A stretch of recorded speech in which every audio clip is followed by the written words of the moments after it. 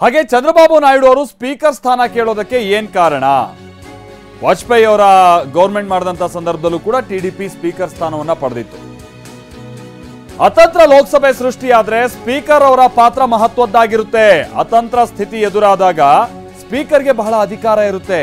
ಹೀಗಾಗಿ ಲೋಕಸಭಾ ಸ್ಪೀಕರ್ ಸ್ಥಾನಕ್ಕೆ ನಾಯ್ಡು ಪಟ್ಟು ಹಿಡಿದಿದ್ದಾರೆ ಅಂತಲೂ ಕೂಡ ಹೇಳಲಾಗ್ತಾ ಇದೆ. ಚಂದ್ರಬಾಬು ನಾಯ್ಡು ಅವರು ಸುಮ್ಮನೆ ಅವ್ರು ಕೇಳಿರುವಂತದ್ದಲ್ಲ ಸ್ಪೀಕರ್ ಸ್ಥಾನ ಕೊಡಿ ಅನ್ನುವಂಥದ್ದನ್ನ.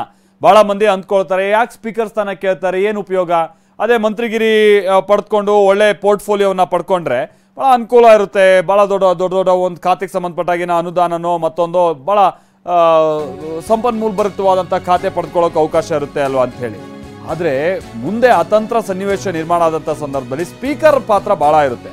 ಆಗ ತಮ್ಮ ಅನುಕೂಲಕ್ಕೆ ಬರುತ್ತೆ ಅನ್ನುವಂಥದ್ದು ಕೂಡ ಟಿಡಿಪಿಯ ಉದ್ದೇಶ. ಹಲವು ಬೇಡಿಕೆಗಳನ್ನ ಚಂದ್ರಬಾಬು ನಾಯ್ಡು ಮುಂದಿಟ್ಟಿದ್ದಾರೆ.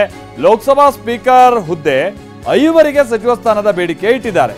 ಪೋರ್ಟ್ಫೋಲಿಯೋ ಕೂಡ ಅವ್ರು ಕೇಳಿದ್ದಾರೆ. ಯಾವ್ದ್ಯಾವುದು?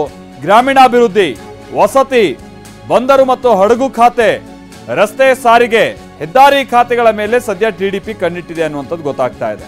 ಅಷ್ಟೇ ಅಲ್ಲ, ಈ ಬಾರಿ ಅಮರಾವತಿಯ ಅಭಿವೃದ್ಧಿಗೆ ಚಂದ್ರಬಾಬು ನಾಯ್ಡು ಅವರು ಪಣ ತೊಟ್ಟಿದ್ದಾರೆ. ಮತ್ತೆ ಅಮರಾವತಿ ಅಭಿವೃದ್ಧಿಯನ್ನ ಚಂದ್ರಬಾಬು ನಾಯ್ಡು ಅವರು ಸದ್ಯ ಮಂತ್ರ ಜಪಿಸ್ತಾ ಇದ್ದಾರೆ. ಆಂಧ್ರದ 4 ಬಂದರುಗಳ ಅಭಿವೃದ್ಧಿಗೂ ಕೂಡ ಅವರು ನಿರ್ಧಾರವನ್ನ ಮಾಡಿದ್ದಾರೆ. ಈ ಕಾರಣಕ್ಕಾಗಿನೇ ನೋಡಿ ಚಂದ್ರಬಾಬು ನಾಯ್ಡು ಅವರು ಒಂದು ಈ ಯಾವುದು ಹೆದ್ದಾರಿ ವಿಚಾರವಾಗಿ ಕೇಳಿದ್ದಾರೆ. ಅದಕ್ಕಿಂತ ಮುನ್ನ ಬಂದರು ಮತ್ತು ಹಡಗು ಖಾತೆಯನ್ನು ಕೇಳಿದ್ದಾರೆ ಅನ್ನುವಂಥದ್ದು ಗೊತ್ತಾಗ್ತದೆ. ಯಾಕಂತಂದರೆ ಆಂಧ್ರಕ್ಕೆ ಸಂಬಂಧಪಟ್ಟಂಗೆ 4 ಬಂದರುಗಳು ಬರುತ್ತವೆ. ಸೊ ಅವುಗಳ ಅಭಿವೃದ್ಧಿಯ ನಿಟ್ಟಿನಲ್ಲಿ ಅವರು ಉದ್ದೇಶವನ್ನು ಹೊಂದಿದ್ದಾರೆ. ಆಮೇಲೆ ಅಗೈನ್ ಕಮರ್ಷಿಯಲ್ ಆಕ್ಟಿವಿಟೀಸ್ ಹೆಚ್ಚಾಗ್ತಾ ಹೋದರೆ ಆ ಗೌರ್ಮೆಂಟ್ಗೂ ಕೂಡ ಭಾಳ ರೆವೆನ್ಯೂ ಸಹಜವಾಗಿದ್ದೇ ಇರುತ್ತೆ. ಹೀಗಾಗಿ ಚಂದ್ರಬಾಬು ನಾಯ್ಡು ಅವರ ಉದ್ದೇಶ ಅದಾಗಿದೆ.